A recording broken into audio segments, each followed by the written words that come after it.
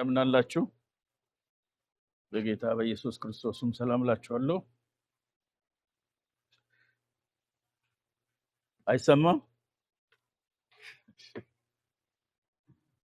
አሁንስ ይሰማል? ጌታ ይባርካችሁ። እግዚአብሔርን እናመሰግናለን። እግዚአብሔር ስለሰጠን ጊዜ ክብር ለእርሱ ይሁን።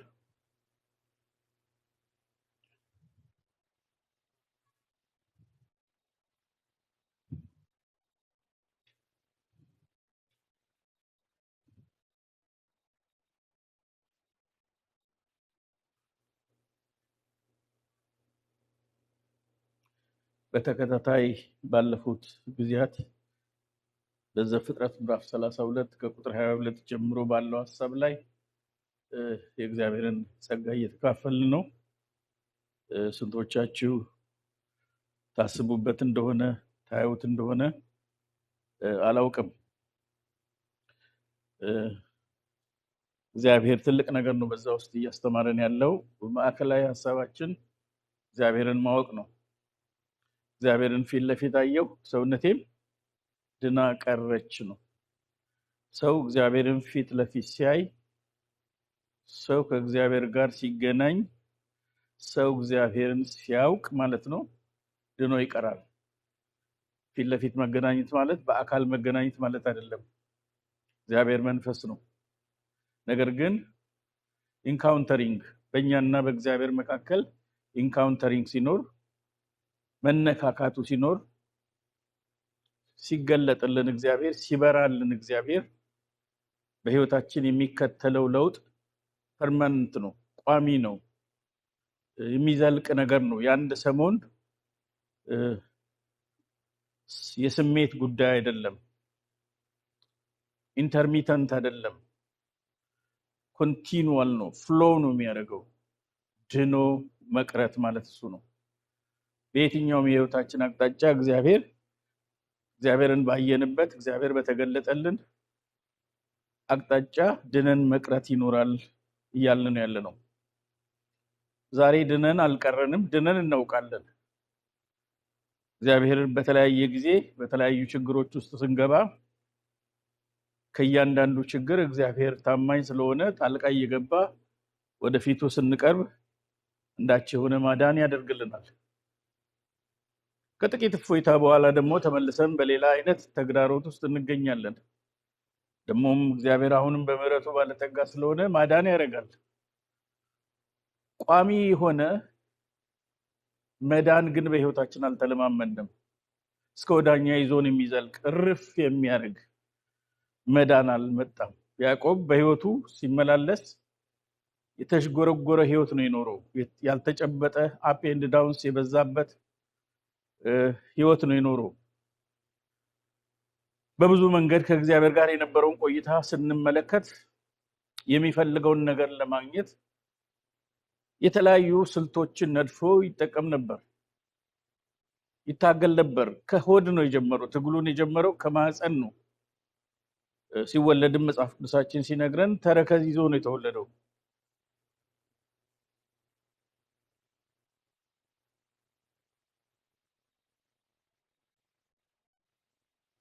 ተረከዝ ይዞ ነው የተወለደው። ተረከዝ ይዞ መወለድ እንዳይቀደም የፈለገ ይመስላል። ኢንስቲንክቲቭሊ በደመ ነፍስ ፊተኛ መሆን፣ ቀዳሚ መሆን፣ በኩር መሆን ይፈልግ ስለነበረ ያን እንዳደረገ መጽሐፍ ቅዱሳችን ይናገራል። አልተሳካለትም በዛ።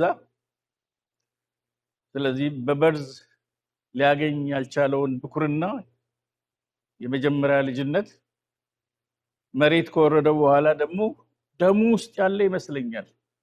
ይሄ የሚፈልገውን ነገር ለማግኘት ባይሁ ኮርክሩክ ማግኘት አለብኝ ብሎ የሚያስብ ይመስላል ያዕቆብ። ከዛ የተነሳ ሬስል ያደርግ ነበር በተለያየ መንገድ፣ በምስር ወጥ ወንድሙን በማታለል አባቱን አታሎ አጭበርብሮ ውጪውን ቀይሮ ከአባቱ በረከትን ለማግኘት ያደረጋቸው ብዙ ሙከራዎች አሉ። እነዚህ ሁሉ እረፍት ያለው ህይወት እንዲኖር አላረጉትም። ዘለቄታ ወደ ሆነው ፎይታ ወዳለው ህይወት መምጣት አልቻለም። ድኖ አልቀረም ማለት ነው።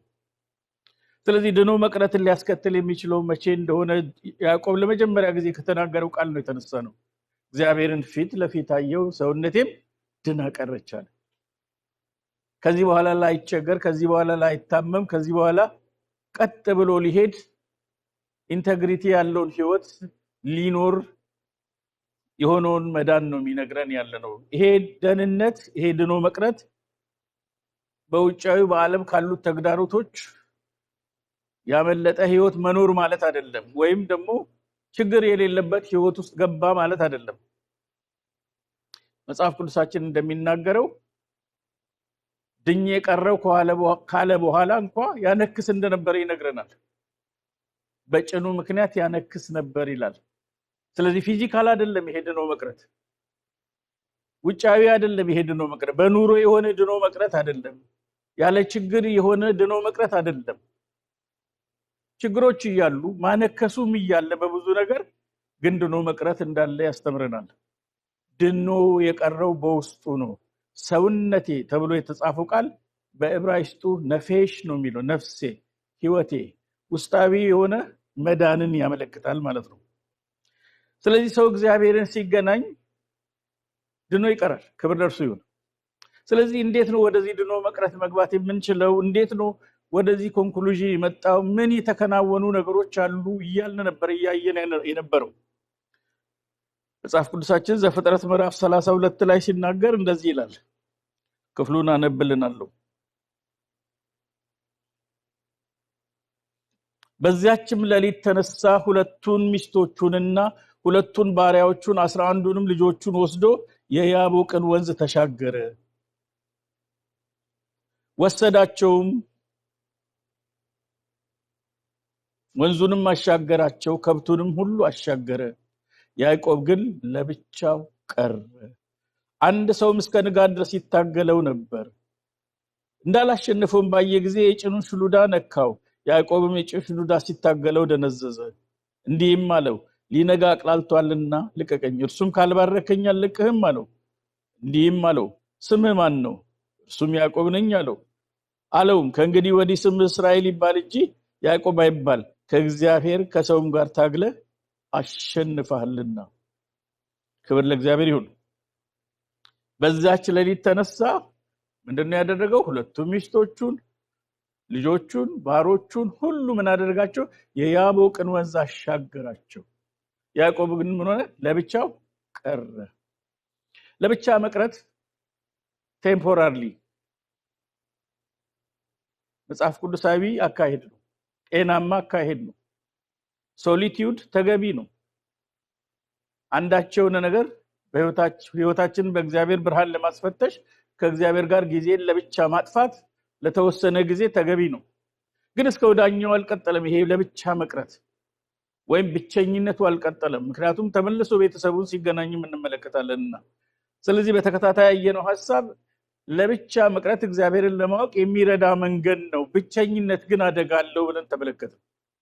ብቸኝነት ሶሊታሪ ላይፍ፣ በቃ እኔ ጌታን በግሌ ነው ያወቅሁት፣ በግሌ ነው የተቀበልኩት ተብሎ የሚኖር ህይወት የለም። ክርስትና የብቸኝነት ህይወት አይደለም። ክርስትና የጋራ ህይወት ነው። የወንድሞች ህብረት ነው ክርስትና። የግል ክርስትና የሚባል ነገር የለም። አንድ ላይ ስንሆን ነው ቤተክርስቲያን ልንሆን የምንችለው በሚል ሐሳብ ሰፋ አድርገን ተነጋግረናል። ስለዚህ ለብቻ መሆን እግዚአብሔርን ለማወቅ አንድ አይነተኛ ነገር ነው። ሌላኛው ምንድነው ያየነው? ማሻገር።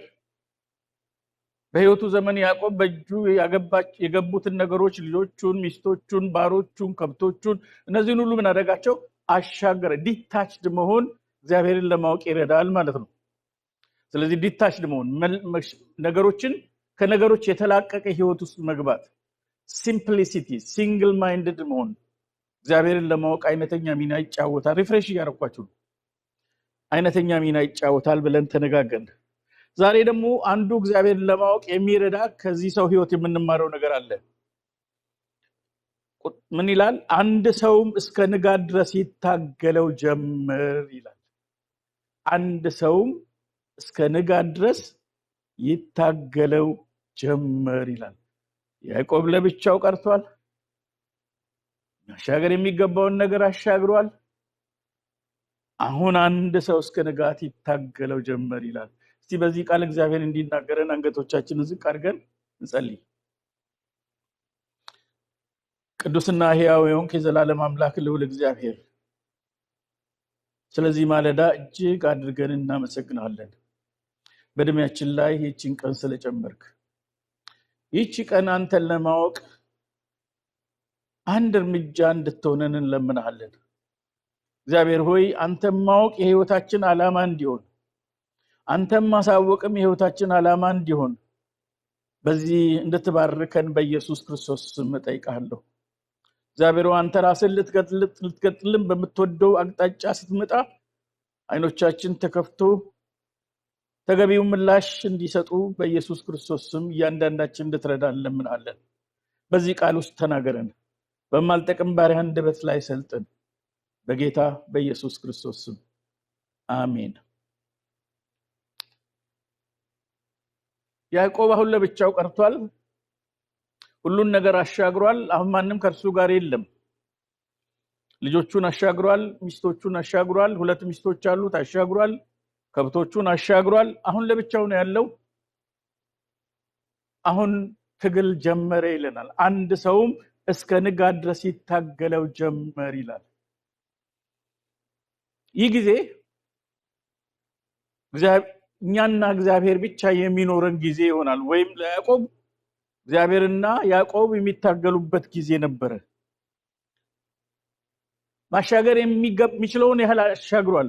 ግን ማሻገር ያልቻለው ነገር ወይም ማሻገር የማይችለው ነገር ከያዕቆብ ጋር ግን ቀርቷል። ብዙ ነገር ልናሻገር እንችላለን። ብዙ ነገር ጥሩ ስትሮንግ ዊል ፓወር ካለን መተው እንችላለን። ነገር ግን አንድ ፈጽሞ ልናሻግራቸው የማንችላቸው በየትኛውም ኢፈርት በየትኛውም ጥረት ልንገላገላቸው የማንችላቸው እኛ ጋር የሚቀሩ ነገሮች አሉ። ይሄን ሁሉ ጊዜ እንድታስቡ ያስፈልጋል። ማሻገር እኛ ጋር የቀረ ነገር አለ። ይሄ እኛ ጋር የቀረው ነገር ተፈጥሮ ኃይላችን፣ ጉልበታችን፣ ጡንቻችን፣ ችሎታችን፣ ዕውቀታችን እንደሱ ያለ ነገር ነው። ይሄንን ችሎታውን፣ ጉልበቱን፣ አቅሙን ማሻገር አልቻለም። እግዚአብሔር ብቻ መጥቶ ሊያሻግረው የሚችል ነገር ግን ነው የገጠመው። ስለዚህ እሱን ለማሻገር እግዚአብሔር ከያዕቆብ ጋር ትግል እንደገጠመው እንመለከታለን። እግዚአብሔር ወንድሞችና እህቶች፣ የእግዚአብሔር ቤተሰቦች ሁሉ ጊዜ ይሄን እንድታስቡ ጌታ ኢየሱስ ክርስቶስን የህይወታችን አዳኝ አድርገን ተቀበል፣ መንፈሳችን ዳግም ልደት አገኘ፣ ሪጀነሬትድ ሆንን፣ ለእውነትም በሚሆን ጽድቅና ቅድስና እንደ እግዚአብሔር ምሳሌ የተፈጠረው አዲሱ ሰዋችን ስፒሪታችን ቦርን አጌን አደረገ፣ ሪጀነሬት አደረገ፣ አዲስ ሰው ሆንን። ነገር ግን ከኛ ጋር የሚቀር የጌታችን መድኃኒታችን ኢየሱስ ክርስቶስ ክብር እስኪገለጥ ድረስ ሰከንድ ካሚንጉ እስኪመጣ ድረስ እኛ ጋር የሚቀር አዳማዊ ስጋዊ ማንነት አለ። እሱ በቀላሉ ልናሻግረው አንችልም። እግዚአብሔር እሱን ሊያሻግር እሱን ዲል ሊያደርግ እግዚአብሔር ከኛ ጋር ትግል ይገጥማል ማለት ነው።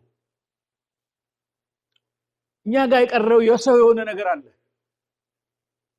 የሰው የሆነ ነገር የእግዚአብሔር ቃል እንደሚነግረን የሰው የሆነ ነገር እኛ ጋር እንዳለ ይነግረናል። መጽሐፍ ቅዱሳችን በማቴዎስ ወንጌል ምዕራፍ 16 ቁጥር 23 ላይ ሲናገር እንደዚህ ይላል።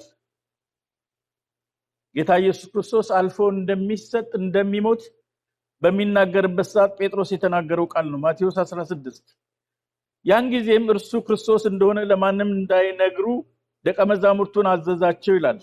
ከዚያ ቀን ጀምሮ ኢየሱስ ወደ ኢየሩሳሌም ይሄድ ዘንድ ከሽማግሌዎችና ከካህናት አለቆች ከጻፎችም ብዙ መከራ ይገደል ዘንድ በሶስተኛው ቀን ይነሳ ዘንድ እንዲገባው ለደቀ መዛሙርቱ ይገልጥላቸው ነበርማ ኢየሱስ ክርስቶስ እንደሚሞት ሊሆን ያለውን ከፊቱ ያለውን የመጣበትን ዓላማ ይነግራቸው ነበር።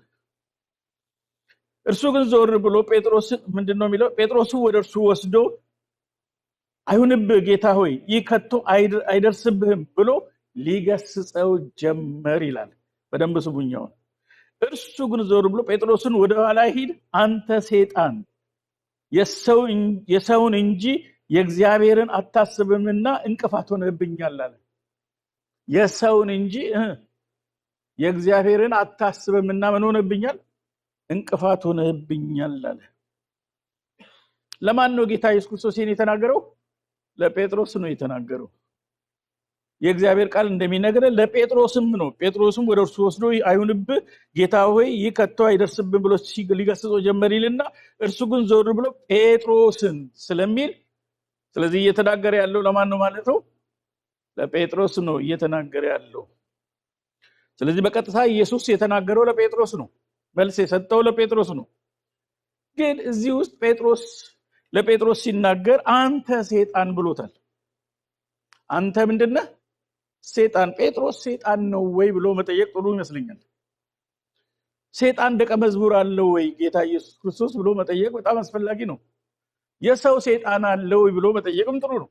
ሰፋ አድርገን የእርሱ የሆነው ተከታይ አንተ ሰይጣን ሂድ ሲለው ምን ማለቱ ነው? እግዚአብሔር ምን ማለቱ ነው? ጌታ ኢየሱስ ክርስቶስ ሰይጣን ነው ወይ ጴጥሮስ? አንተ ሰይጣን ያለው ጌታ ኢየሱስ ክርስቶስ ጴጥሮስን ሳይሆን በጴጥሮስ ውስጥ ያለውን የሰውን ሐሳብ መሰረት አድርጎ ወደርሱ የተላከውን ነው። ምን ለማለት ነው? ጴጥሮስ ሰይጣንን የሚያግዝ፣ ሰይጣንን የሚረዳ፣ ለሰይጣን ግራውንድ የሚሰጥ የሰው የሆነ ሐሳብ ስላስተናገደ እደግመዋለሁ። ለሰይጣን ግራውንድ የሚሰጥ፣ ሰይጣን ኢየሱስ ክርስቶስ እንዲረበሽ የመጣበትን ዓላማ እንዳይፈጽም እንዲከለክል ሊያደርግ የሚችል ሐሳብ አፈለቀ ጴጥሮስ።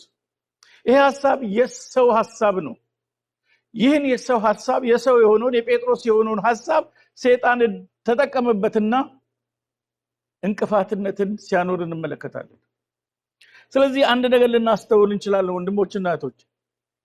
ሐሳባችን የእግዚአብሔርን ሐሳብ በተቃረነበት ቦታ ሁሉ የሰይጣንን አይደንቲቲ ተላብሰናል ማለት ነው። ሐሳባችን የእግዚአብሔርን ፈቃድ፣ የእግዚአብሔርን ዘላለማዊ አጀንዳ፣ የእግዚአብሔርን እቅድ ፕላን የሚቃረን ከሆነ የማንን ሐሳብ አስተናግደናል? የሰይጣንን አስተናግደናል ማለት ነው። አንተ ሰይጣን ያሰኘው ሐሳቡ ነው። የሰው የሆነ ነገር ባለበት የሰይጣን አሰራር አለ። ደግሞ መጽሐፍ ቅዱሳችን ስለ ሁለት አይነት ጥበቦች ይናገራል። የላይኛይቱ ጥበብ ይልና ደሞም የታችኛይቱ ጥበብ ይላል። ስለዚህ ሁለት አይነት ጥበብ እንዳለ መጽሐፍ ቅዱሳችን ያሳየናል። የላይኛይቱ ጥበብ አለች፣ የታችኛይቱ ጥበብ የምድር ጥበብ አለች ይለናል መጽሐፍ ቅዱስ።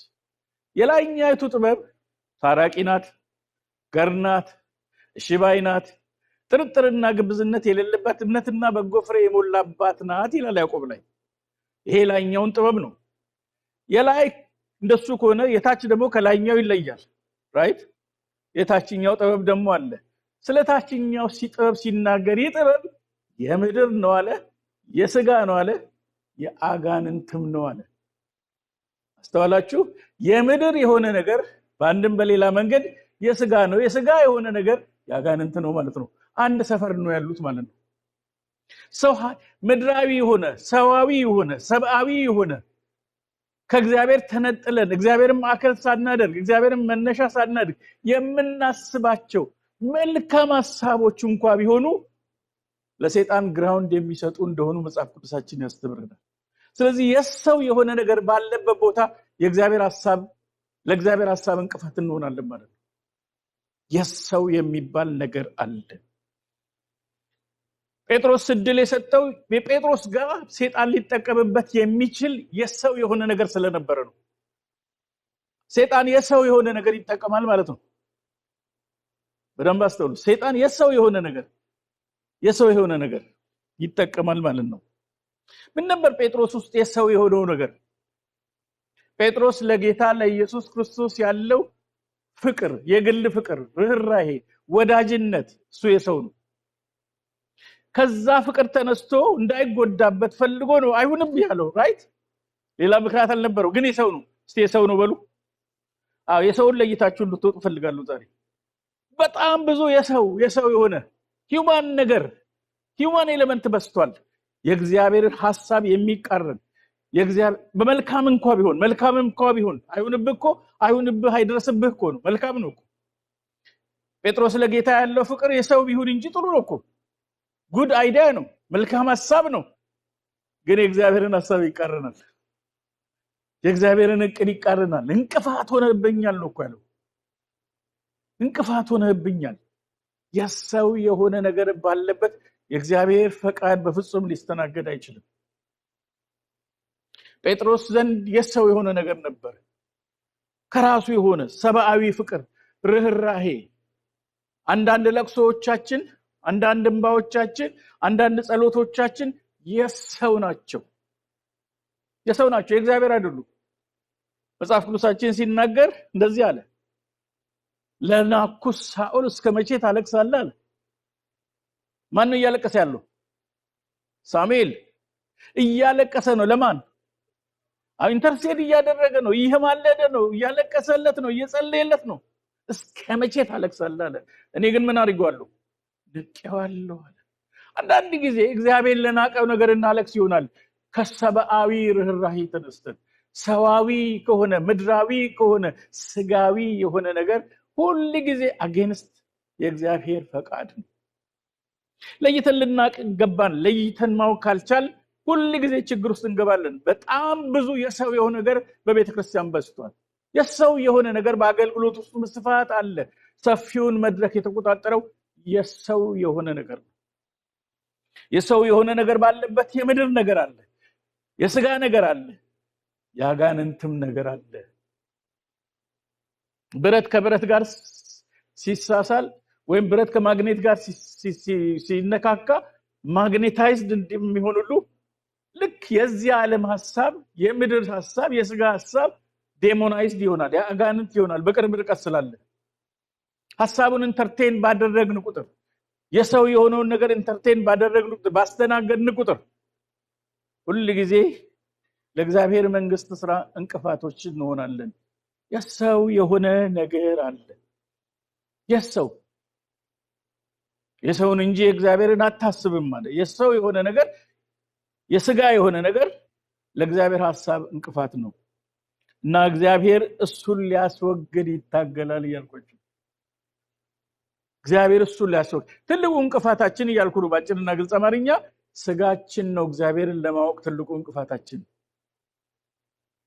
ስጋችን እግዚአብሔርን ለማወቅ ትልቁ እንቅፋታችን ነው ረጅም ዘመን እግዚአብሔር ቤት አሳልፈናል ነገር ግን እንደቆይታችን እግዚአብሔርን አናውቀውም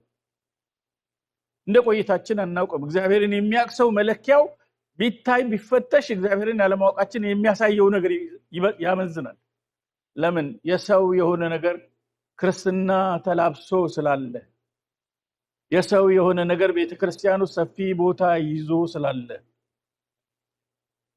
ስለዚህ እግዚአብሔር ያንን የሰው የሆነ ነገር ዲል ሊያደርግ የሰው የሆነውን ነገር እግዚአብሔር ሊያሻግር እግዚአብሔር ከሰው ጋር ይገጥማል ሰዋዊ የሆናችንን ምድራዊ የሆነው ነገር ስጋዊ የሆነው ነገራችንን እግዚአብሔር ከኛ ሊያስወግድ የትግል ጊዜ በህይወታችን ውስጥ ይኖራል እንደመጣ ነው ክርስትና እንደጀመርነው አይደለም ከዛ በኋላ ሬስል እናደርጋለን ትግሉ ከማጋ ነው የኛና የሱ በሆነው ሐሳብ መካከል ነው የኛን አስጥሎ የሱን ሊያስጨብጠን እግዚአብሔር ይታገለናል አሜን ነው የኛን ጥለን ግን በቀላሉ አንጥልም ትግል ያመጣውም እሱ ነው ያለ መጣላችን ነው መታገል ያታገለን ሌላ ታሪክ የለውም እግዚአብሔር ጣሉ ሲለን አንጥልም እግዚአብሔር ተው ሲለን አንተውም ስለዚህ ጥሩ ነው መልካም ነው ብለን ስለምናስብ ቶሎ ለመጣል እናስቸግራለን ራይስል እናደርጋለን እግዚአብሔር ይታገለናል የሰው የሆነውን ነገር ከኛ ለማስወገድ እግዚአብሔር ከኛ ጋር ትግል ይገጥማል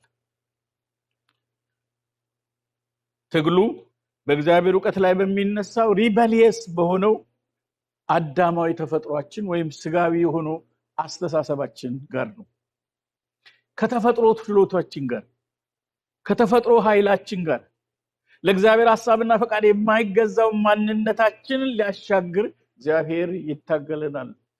ምናልባት ለአንዳንዶቻችን የምስራች ላይሆን ይችላል፣ ግን ትልቅ ብዙ ክርስቲያኖች ሚስ የሚያደርጉት የማያውቁት ነገር እሱ ነው። ጌታ ኢየሱስ ክርስቶስን ልክ እንደተቀበሉ በቃ ነገር ሁሉ አሪፍ መልካም የሚመስላቸው ሰዎች አሉ። ወንድሞችና እህቶች እግዚአብሔር ለማወቅ ትልቁ እንቅፋታችን ስጋችን ነው፣ የሰው የሆነ ነገራችን ነው።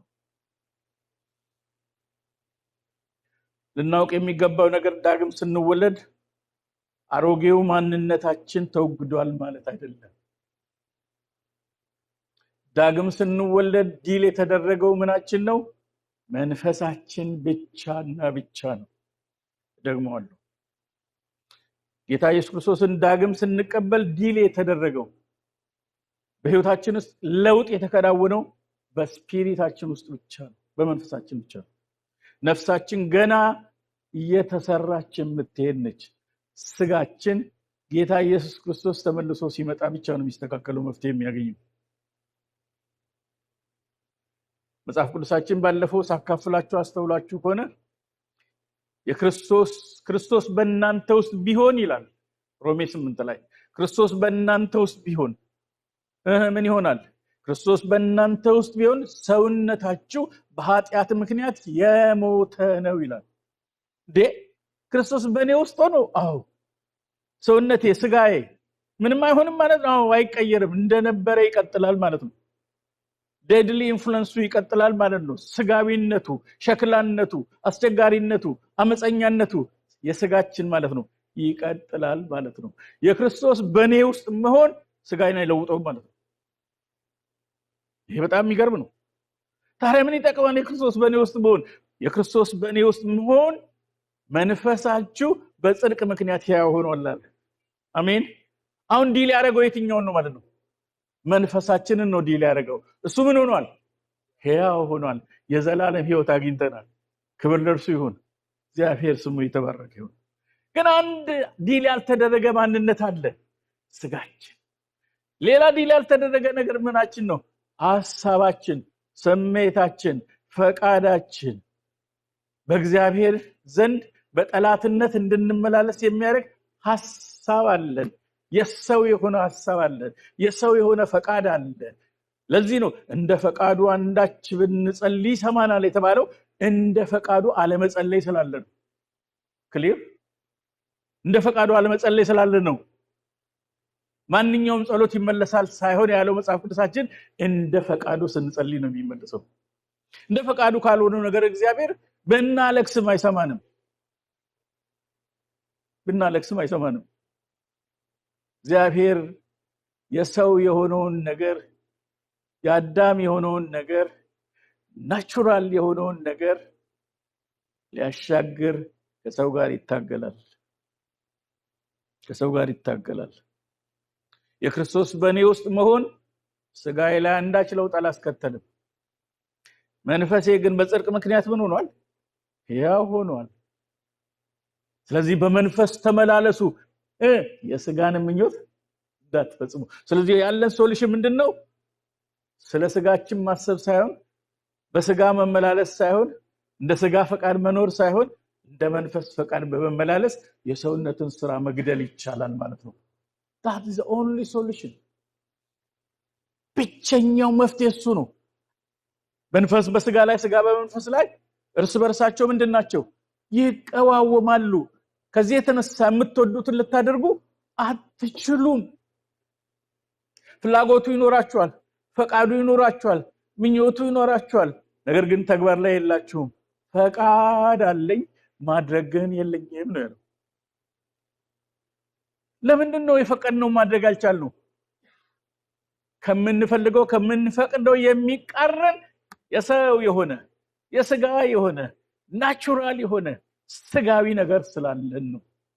ስለዚህ ዳግም የተወለደ መንፈስ የሰው በሆነ ሸክላ በሆነ ሞርታል በሆነ አስቸጋሪ በሆነ አመፀኛ በሆነ ስጋ ተሸፍኖ ነው ያለው ማለት ነው።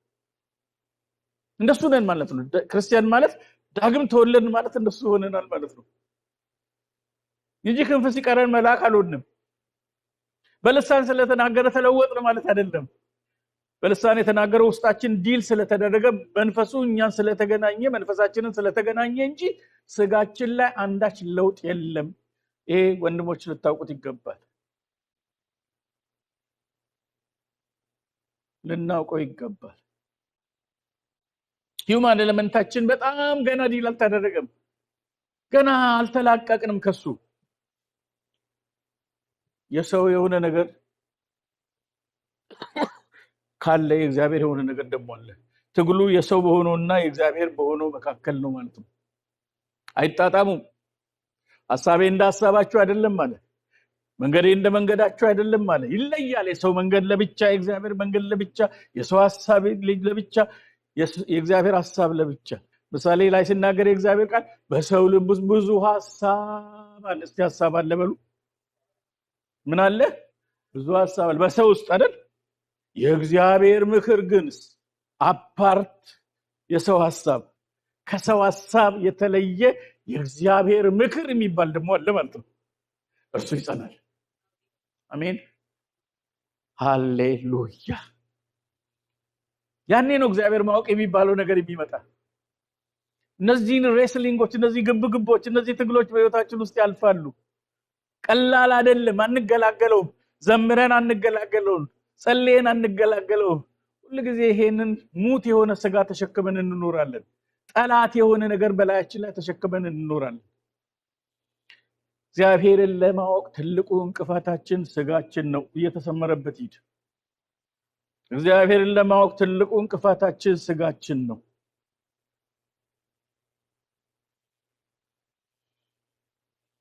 የትግሉም ምክንያት ይሄው ነው። ሌላ ምክንያት የለውም። የቱንም ያህል የእግዚአብሔር ቃል ዕውቀት ይኑረን፣ የቱንም ያህል ብዙ ስለ እግዚአብሔር እንወቅ እንዲነገረን፣ ብዙ ኢንፎርሜሽን ዳታቤዝ ውስጥ ሊኖር ይችላል። እኛና እግዚአብሔር ወሳኝ በሆኑ ሁኔታዎች ስናልፍ ግን የማንጣጣምባቸው ሐሳቦች አሉን። ራይት? እውነት ነው ውሸት ነው? እውነት ነው። በግላችን እኛም ሁላችን ማንጣጣምባቸው በጣም ብዙ የእግዚአብሔር ቃል ልናውቅ እንችላለን። በጣም ብዙ ልናገለግል እንችላለን። ብዙ የጸሎት ልምምድም ሊኖርን ይችላል።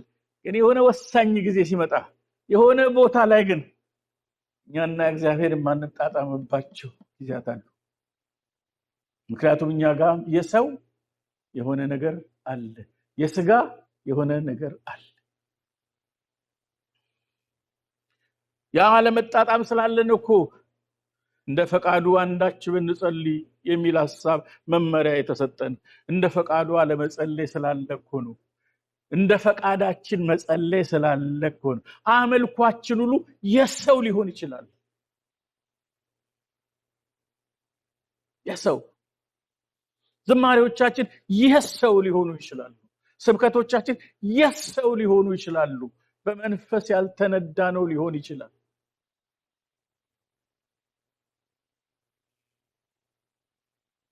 የኛን ፍቃድ ጥለን የሱን ፍቃድ የምናስተናግድበት ሁኔታ እንዲመጣ በትግሉ ስንሸነፍ ብቻ ነው። ደግሞ ነው የኛን ጥለን የሱን የምናስተናግደው መቼ ነው? ስንሸነፍ። ያዕቆብ ተሸንፎ ነው እግዚአብሔርን ያሸነፈው። ሄሎ ተሸንፎ ነው እግዚአብሔርን ያሸነፈው። ከሰውም ከእግዚአብሔር ጋር ታግለ ምን ሆነሃል? አሸንፋል። ማሸነፉ ነው የተቆጠረለት መሸነፉ ነው። እጅ መስጠቱ ነው ለእግዚአብሔር ሐሳብ። መሸነፉ ነው አሸናፊ ያደረገው። ብንሸነፍ አሸናፊዎች ነን። አሜን ነው። እጅ ብንሰጥ ያን ጊዜ እግዚአብሔር በሕይወታችን ውስጥ ይከብራል። ክብር ለእርሱ ይሁን። ስንሸነፍ ብቻ ነው። ጣራችን ይበዛታል እንጂ እግዚአብሔር ሐሳቡን አይቀይርም። የስቃይ እድሜያችን እየጨመረ ይሄዳታል እንጂ እግዚአብሔር አይለቀንም። ምክንያቱም አንድ ሰውም እስከ ንጋት ድረስ ይታገለው ጀምር ይላል። እስከ ንጋት በሉ እስቲ። ነካክቶ አይተውም ማለት ነው። ያስጨርሳል እግዚአብሔር ማለት ነው። እስከ ንጋት ነው ትግሉ። አሜን ነው። ነካክቶ አይተውም እግዚአብሔር። መከራህን ታል አገር ትቀይር። አላስካም ብትሄድ አውስትራሊያን ብትሄድ አትላቀቃትም። አገር ብትቀይር ቸርች ብትቀይር አትላቀቅም። ከመንፈስ ወዴት እሄዳለሁ? ጨለማ ውስጥ ገብቼ ልደበቅ ብትል እሱ ዘንድ ጨለማ አይጨልምም። እሱ ብርሃን ነው። መሸሸጊያ የለም፣ ማምለጫ የለም። የተሻለ ኑሮ የተሻለ ደረጃ ላይ ደርሰ ፈረንጆች ቸርች ብትሄድ የምትገላገለው። ይሄን ብታውቁት ደስ ይለኛል። አትታገሉ፣ አትልፉ። ጣርህን ነው የምታበዛው። የመከራ የስቃይ እድሜያችን እየጨመረ ይሄዳል። እግዚአብሔር እሱን እስክናውቅ ድረስ ነጋግቶን አይተውንም። እስከ ነጋት ይታገለናል። እጅ እስክንሰጥ ድረስ እስክንሸነፍ ድረስ እግዚአብሔር ይታገለናል። ያዕቆብ ፋይት ያደርግ ነበር። ፋይት አላዋጣ ሲለው ፍላይት ያደርግ ነበር። ፋይት ያደርግና አልሳካ ሲል ይፈራል። ሌላ ጋር ደግሞ ካገብ ወጥቶ ይሄዳል። ደግሞ ያታልላል። ፕራውድ። እነዚህ ሶስት መንገዶች የተከተለ ነበር ህይወቱን ሲመራ የነበረው። ለአንዴና ለመጨረሻ ጊዜ ግን ያቦቅ ወንዝ ጋር እግዚአብሔር ተገናኘው። ታሪኩ ተቀየረ። በቃ ተሸነፈ። አንተ ጋር መስማማት ይሻላል ማማረር። ክብር ለእግዚአብሔር ይሁን። የሚያዋጣ ነገር አይደለም። ስንታገል ነው የምንጨርሰው። ዘመናችን የትግል ብቻ አይሆንም። እጅ ሰተን እንሸነፍ፣ ለፈቃዱ እንሸነፍ።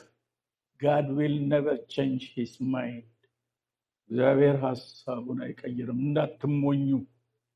አገር ስለቀየርን አይቀየርም። መርሆቹ ዘላለማዊ ናቸው። መርሆቹ ዘላለማዊ ናቸው። እግዚአብሔር ሞደርን አይደለም፣ ኋላ ቀርም አይደለም። እግዚአብሔር ዘላለማዊ ነው። መርሆቹ ዘላለማዊ ናቸው።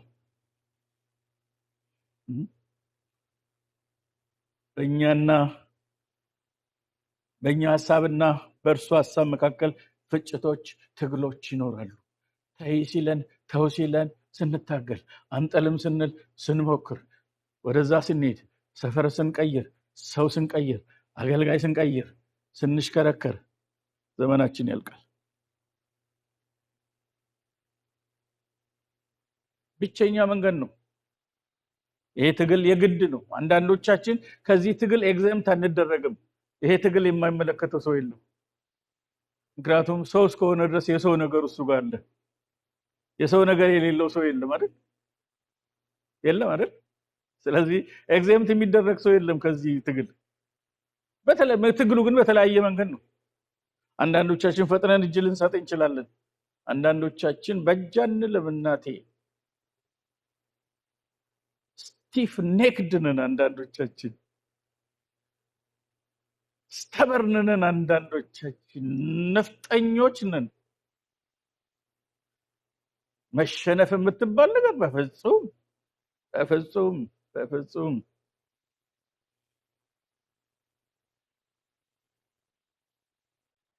በፍጹም። በጣም በተደጋጋሚ ተናግሬያለሁ። ባለፉት አመታት ውስጥ ለ8 አመታት እዚህ ቤተክርስቲያን ውስጥ አገለግል በጣም ደጋግሜ የተናገርኳቸው ነገሮች አሉ። ወደ ኋላ ሄዳችሁ ብታያችሁ ጥሩ ነው። እግዚአብሔር እኛን ለመስራት የሚጠቀምባቸው 4 መንገዶች አሉ። አንደኛው የእግዚአብሔር ቃል ነው። ሁለተኛው መንፈስ ቅዱስ ነው። ሶስተኛው መስቀሉ ነው። አራተኛው የኛ ፈቃድ ነው ብያለሁ። እነዚህ አቅርቦቶች አሉ፣ የትም ብንኖር አሉ። ቃሉ የትም አለ፣ መንፈስ ቅዱስም አለ። የእግዚአብሔር መንፈስ የእግዚአብሔር ቃል አለ፣ አቬለብል ናቸው። ምን እንደሚሰሩ ልንገራችሁ። የእግዚአብሔር ቃል የኮንስትራክሽን ስራ ይሰራል። መንፈሱና ቃሉ ተባብረው የኮንስትራክሽን ስራ፣ እኛን የማነጽ ስራ ይሰራሉ። አሜን ነው። ኦኬ። መስቀሉ ምንድነው የሚሰራው ብትሉኝ፣ የዲስትራክሽን ስራ ይሰራል። መስቀሉ ያፈርሰናል፣ አዳማዊ የሆነውን ነገር፣ የሰው የሆነውን ነገር፣ ስጋዊ የሆነውን ነገር፣ ምድራዊ የሆነውን ነገር፣ ለዲያብሎስ ፈንታ ሊሆን የሚችለውን ነገር እንዳለ ያፈርሳል። መስቀሉ ያፈርሳል። በደንብ ስሙኝ። መስቀሉ ሲያፈርስ መንፈሱና ቃሉ ያንጻሉ። ግን በተለያየ ጊዜ አይደለም መፍረሱና መታነጹ የሚሆነው። በፈረስንበት ቦታ እንታነጻለን።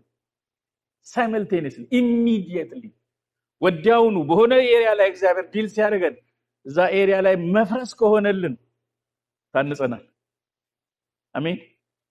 ክብር ለእርሱ ይሁን። በአንዳንድ ነገሮች ላይ እንዴት እንደተለወጥን ሳናቅ የተለወጥን ነገር አለ። በአንዳንድ ኤሪያዎች ዲል በተደረግንባቸው ኤሪያዎች በዛ ቦታ ፍሎ ያደርጋል፣ ላይፍ ይፈሳል። ምክንያቱም ተሰርተናል በዛ ኤሪያ። ባልተሰራንበት ቦታ ደግሞ እናስቸግራለና እጅ አንሰጥም። አንዳንድ ሰው ቢሻክረው ባልተሰራበት በኩል፣ በተሰራንበት መሰራት ግን ህይወት በእኛ ውስጥ ወደ ሌሎች ሲሻገር ታዩታላችሁ። እግዚአብሔር በቃሉ እና በመንፈሱ የማነጹን ስራ ሲሰራ፣ የኮንስትራክሽኑን ስራ ሲሰራ፣ በመስቀሉ ደግሞ የዲስትራክሽን ትግሉ ማለት መስቀሉ ማለት ነው። መስቀሉ ምንድነው? ስለ መስቀል ስናወራ መስቀል ማለት ምንድነው? መስቀል ማለት መቸገር ማለት ነው አይደለም። መስቀል ማለት የኛና የእግዚአብሔር በሆነ መካከል ትግል ሲመጣ ነው። በደንብ ስሙኝ። ከኔ ይልቅ እናቱን የማይተው፣ አባቱን የማይተው፣ ሚስቱን፣ ልጆቹን፣ ወንድ ልጆቹን፣ ሴቶች ልጆቹን የማይተው ለኔ ሊሆን አይገባም ማለት። ከኔ ይልቅ ነው የሚለው። ከማን ይልቅ? ከጌታ ይልቅ። ጌታን የሚወድ ሰው ሁሉ ከእርሱ ይልቅ የሚመጡትን ነገሮች አያስተናግድም ማለት ነው። ችግራችን እናታችን መውደዳችን አይደለም፣ ከእርሱ ስናስበልጥ ነው። ችግራችን አባታችንን መውደዳችን አይደለም፣ ከእሱ በላይ ስናስበልጥ ነው። ልጆቻችንን መውደዳችን አይደለም ችግሩ፣ እንድንወድም የእግዚአብሔር ቃል ያዘናል። እናታችንን እንድንወድ፣ አባታችንን እንድንወድ እግዚአብሔር ያዛል። ግን ከሱ ሊያልፉ ሲፈልጉ፣ እኛን አስቀድመን ሲሉ፣ እኛን ፊት አድርገን ሲሉ ነው ችግር የሚፈጠረው። here we go። እንግዲያው ሌጂቲሜት የሆኑ ህጋዊና ተገቢ የሆኑ ፍላጎቶችና ድርጊቶች ሁሉ ከእግዚአብሔር በላይ ልቅደም ካሉ ያንን ባለመፍቀድ የእግዚአብሔርን ሐሳብ ስናስተናግድ መስቀሉን ተሸከምን ይባላል። ክሊር ነው። አይ ብለን ጌታን ካስከተልን፣ እነሱን ካስቀደም መስቀሉን ጣል ማለት ነው። በጣም ሲምፕል ነው የነገርኳችሁ ነገር። መስቀሉን መሸከም አለመሸከም ምንድነው? በዚህ ነው የሚለካው። የእግዚአብሔርን ፈቃድ አስቀድመን፣ የእግዚአብሔርን ሐሳብ አስቀድመን፣ ጌታን ከፊት አድርገን ሌሎችን ካስከተልን መስቀሉን ተሸክመናል። አይ ጌታን አስከትለን ከኋላ አድርገን ሌሎቹን ነገሮች ካስቀደምን መስቀሉን አልተሸከምንም ማለት ነው። ስለዚህ ለመሰራት ፈቃደኞች አይደለም፣ የሱ ለመሆን ፈቃደኞች አይደለንም። ጨዋታው የሱ በመሆንና ባለመሆን መካከል ነው። የሱ በመሆንና ባለመሆን መካከል ነው። የእርሱ አድርጓቸዋል ወይ ጌታ? በዚህ ስርዓት ውስጥ የሚያልፉ ሰዎች በህይወታቸው እግዚአብሔር በተለያየ መንገድ ህይወታቸው ዲል የሚያደርጋቸው ሰዎች ምንድነው? የእርሱ እንዲሆኑ ይለያሉ። የራሳቸውን ጥሎ የእርሱን ሲያስቀድሙ የጌታ ሆኑ ማለት ነው እነዚህ ሰዎች። ጳውሎስ ደስ ይለኛል ሲናገር የእርሱ የምሆንና የማመልከው አለ። የእርሱ ሳይሆኑ የሚያመልኩ ሰዎች አሉ። ጳውሎስ ግን የእርሱ ሆኗል። በቃ የሌላ ነበር፣ የእርሱ ሆኗል። የእርሱ መሆን ያስፈልገን ለምንድን ነው? የሌላ ስለሆነን ነው እኮ። ስለዚህ መለየት ማለት፣ መቀባት ማለት የእርሱ መሆን ማለት ነው። አሜን። ቅባቱ በህይወት የጨመረ ስትሉ ምን እያላችሁ ነው? የሌላ ለመሆኔ የቀረ የእርሱ መሆን የጨመረ ማለት ነው እኮ። ወይም ደግሞ መፍረሴ ጨመረ እንደማለት ነው። ቅባቱ ጨመረ መፍረሴ ጨምሯል ማለት ነው እንጂ መንጠራራቴ ጨምሯል ማለት አይደለም። ምን ማለት እንደሆነ ንገራችሁ። መቀባት ማለት ለሌላ እንዳንጠቀም ተደርጎ መሰራት ማለት ነው። ተበላሸን ማለት ነው። ለሌላ አንጠቅምም ማለት ነው። ቀባኝ ስትሉኝ አበላሸኝ አንተ ብቻ አድርገኝ ማለታችን ነው። ሃሌሉያ ክብር ለእግዚአብሔር። ገብቶን ስለማንጸልይ ሰው ፊት አቆመኝ ይመስለኛል ቀባኝ፣ አደባባይ አውጣኝ ይመስለኛል ቀባኝ፣ በሺዎች ፓስተር ሰዎች ፊት አቆመኝ ይመስለኛል ቀባኝ። እሱ ግን እሱ አይደለም። የእርሱ መሆን ማለት ነው መቀባት ማለት ሴት አፓርት ሳንክቲፋይድ መሆን ማለት ነው ትርጉም። እግዚአብሔርን ባለየው ሰው፣ እግዚአብሔር እሱ ባልሆነ ሰው፣ የእርሱ ባላደረገው ሰው አይጠቀምም። ካዳ እሱ ካልተጠቀመ ማን ነው የሚጠቀመው? ሰይጣን ይጠቀምበታል። ብዙዎቻችን ሂድ አንተ ሰይጣን ስላልተባልን እንጂ ብዙ የሰው የሆነ ነገር አስተናግደናል። እግዚአብሔር ኢሚዲየትሊ መጥቶ ሂድ አንተ ሰይጣን፣ ሂድ አንቺ ሰይጣን ቢለን ኖሮ እናውቅ ነበር። ክብር ሁሉ ለእግዚአብሔር ይሁን። ወንድሞችና እህቶች ትግሉ ሲጀመር እግዚአብሔር ሲታገላችሁ ሀገር አትቀይሩ። እግዚአብሔር ሲታገላችሁ ቤተክርስቲያን አትቀይሩ፣ ስቴት አትቀይሩ። እንዳንዱ መፍትሄ ይመስለዋል ሌላ ጋር መሄድ፣ ሌላ ሶሳይቲ ሲገጥም እዛም ቤት ሌላ ችግር ነው የሚገጥመው። እግዚአብሔር የትም ይከተላል አይለቅህም። he is everywhere። እሱ በሁሉ ስፍራ ስላለ፣ እሱ በሁሉ ስፍራ አለ። በሁሉ ስፍራ የሚገኝ አምላክ ነው። እግዚአብሔር መንፈስ ነው። ክብር ለእርሱ ይሁን። ያለንበት የወንድሞች ህብረት ለመሰራት በቂ ነው፣ በቂ ነው።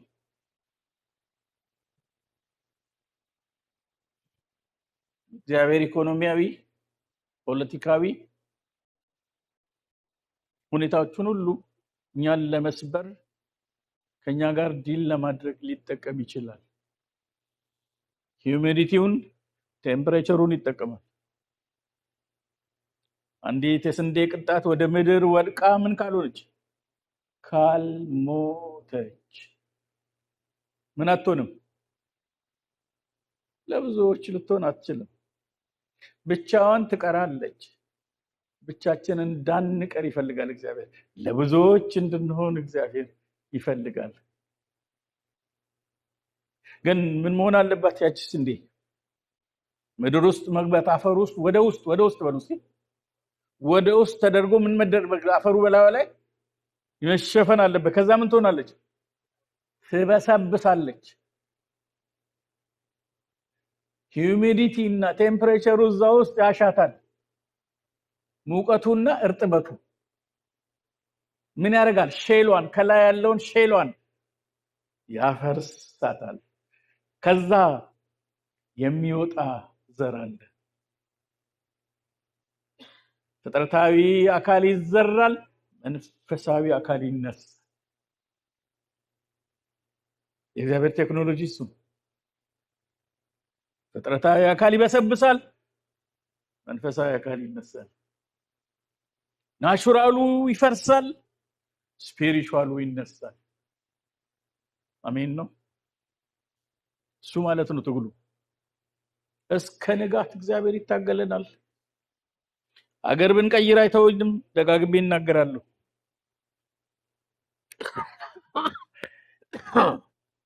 የእግዚአብሔር ቃል መዝሙር 139 ከ7 እስከ 9 ላይ ከመንፈስህ ወዴት እሄዳለሁ? ከፊትስ ወዴት እሸሻለሁ? ወደ ሰማይ በወጣ አንተ በዚያ አለ፣ ወደ ሲኦል በወርድ በዚያ አለ። እንደ ንስር የንጋት ክንፍ ብወስድ፣ እስከ ባህር መጨረሻ ብበር፣ በዚያ እጅህ ትመራኛለች፣ ቀኝህም ትይዘኛለች አለ። ማምለጥ አልችልም እያለ አታመልጡትም እግዚአብሔርን። አንዴ እጁ ገብታችኋል።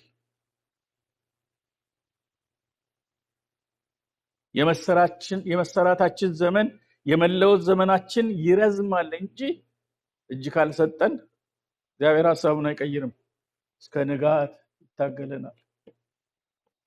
ዛሬ ስንቶቻችን ንጋት ላይ እንዳለን አላውቅም።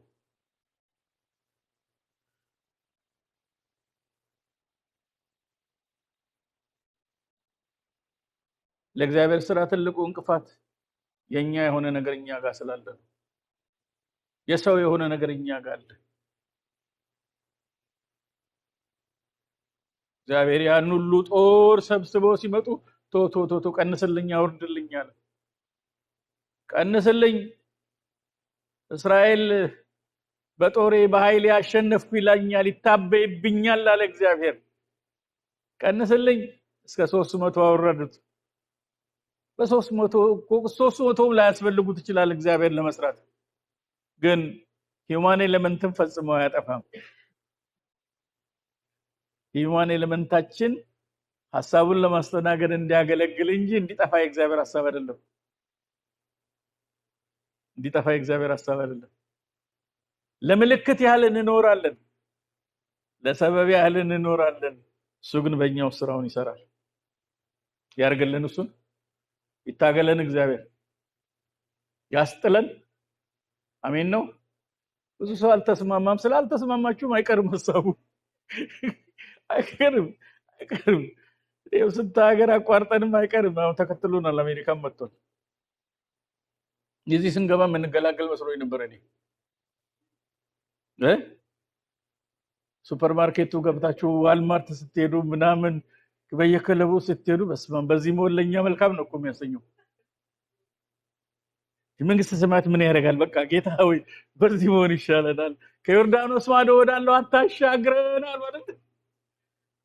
የምናሴ ነገድ እኩሌታና የሮቤል ነገድ እኩሌታ ለምለም የሆነ ቦታ ላይ ሲደርሱ በቃ የአምላክ ሰው ሙሴ ከዮርዳኖስ ማዶ ወዳለው አታሻግረን፣ በዚህ መሆን ለኛ መልካም፣ ለከብቶቻችን ይመቻል፣ አቤት ለእርሻ ይመቸናል፣ እዚህ ይሻለናል አሉ።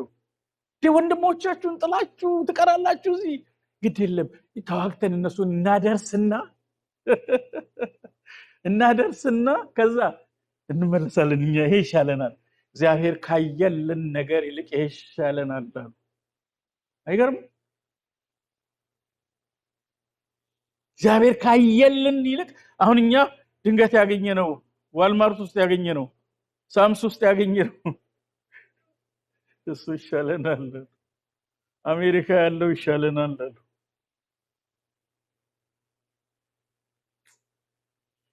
እግዚአብሔር ትልቅ ነገር ነው እኮ ያለን ለኛ። ዛሬ እንደ ትልቅ ነገር የቆጠርናቸው ነገሮች ነገ ጥለናቸው የምንሄዳቸው ነገሮች እግዚአብሔር ለተሻለ ነገር ነው ከኛ ጋር ጉዳይ ያለው። we are not privileged አሜሪካ ስለሆንን አይደለንም። ውሸት ነው፣ አይደለንም። እንደው ጣራችን የሚበዛበት ምድር ላይ ነው የመጣው። የባሰ ከባድ ነው ክርስትና እዚህ ሀገር። እዛ አንተ ላይ አትሊስት የሚጸልይ ሰው ስላለ ይገስጽልሃል። እዚህ እኮ ብቻ ነው የምትታገለው ጎበዝ። እዛ ቢያንስ የበረቱ ወንድሞች ይኖራሉ። እነሱ እንኳን ለራሳቸው የጸልዩ መስሎ ለአንተ ይገስጹልሃል፣ ነገር ያቀሉልሃል፣ የተከፈተ ሰማይ ይሆናል። እዚህ እኮ ጸሎቱም ትግል ነው። አየሩ ተከቧል። የሰይጣን ዙፋን ባለበት ከተማ አይደለም ቢለው ከባድ ነው ትግሉ። እዚህ በጣም ብዙ ነው፣ ፈተናው በጣም ብዙ ነው፣ ተግዳሮቱ በጣም ብዙ ነው። ሲስተሙ ያለን ዕቃ ሁሉ በእኛ ላይ ነው። ስልኮቻችን የኛ ናቸው፣ ግን በጋራ ነው የምንጠቀመው።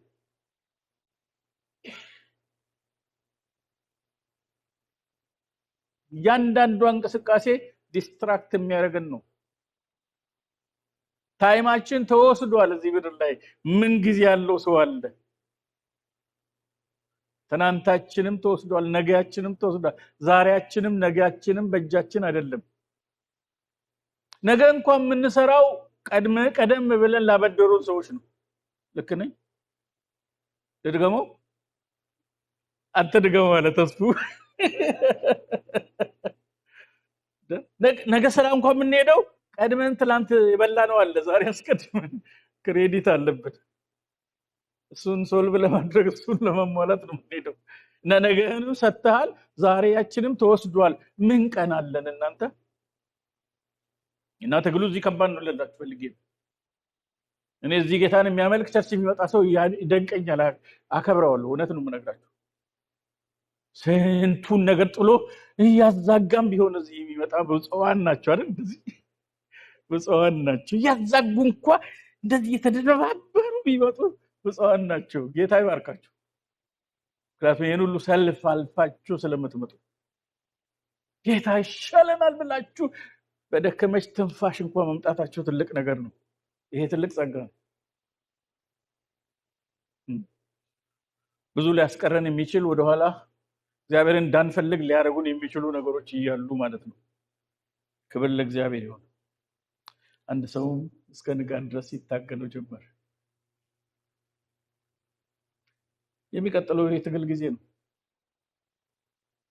ይሁላችንም በዚህ ትግል ውስጥ ያለ እንደሆነ ነው ማስበው ምናልባት ትግሉ ያልገባው ሰው ይኖር ይሆን አላውቅም